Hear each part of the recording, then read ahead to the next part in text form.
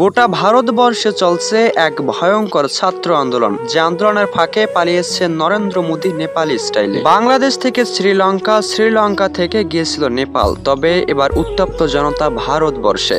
নরেন্দ্র মোদীর বিরুদ্ধে একের পর এক সকল অভিযোগ এনেছেন ছাত্ররা।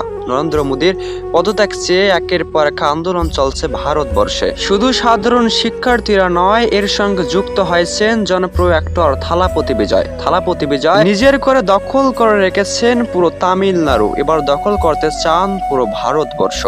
এমনটাই মন্তব্য করেছেন অনেকেই। তবে নরেন্দ্র মোদী বিরোধ মন্তব্য প্রকাশ করেছেন, এতেই ক্ষিপ্ত হয়েছেন পুরো ভারতবর্ষ। নরেন্দ্র মোদীর পদত্যাগ চেয়ে একের পর এক দেশে চলছে ভাঙচুর, একের পর এক চলছে আন্দোলন। তবে এমনটাই জানা গিয়েছে, নেপালি স্টাইলে পালিয়েছেন নরেন্দ্র মোদী। দেশে থাকলে শেষ রক্ষাও হতো না এই জনপ্রিয় প্রধানমন্ত্রীর। একজন চাওয়ালা থেকে হয়েছেন প্রধানমন্ত্রী। তবে নিজের ভুলে এবার দেশে ক্ষিপ্ত জনতা, তার সঙ্গে জড়িয়েছেন জনপ্রিয় অ্যাক্টর থালাপতি বিজয়। অনেক ছাড় দেওয়া হয়েছে, তবে এবার আর কোনো ছাড় পাবে না নরেন্দ্র মোদী। একদম পদত্যাগ করতে হবে পুরো দেশ থেকে।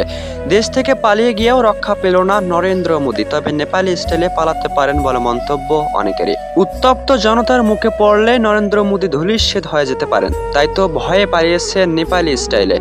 এমনটা মন্তব্য করলেও স্পষ্টভাবে জানা যায় এখনো পালাননি নরেন্দ্র মোদী। পালাতে পারেন বলে মন্তব্য অনেকেরই।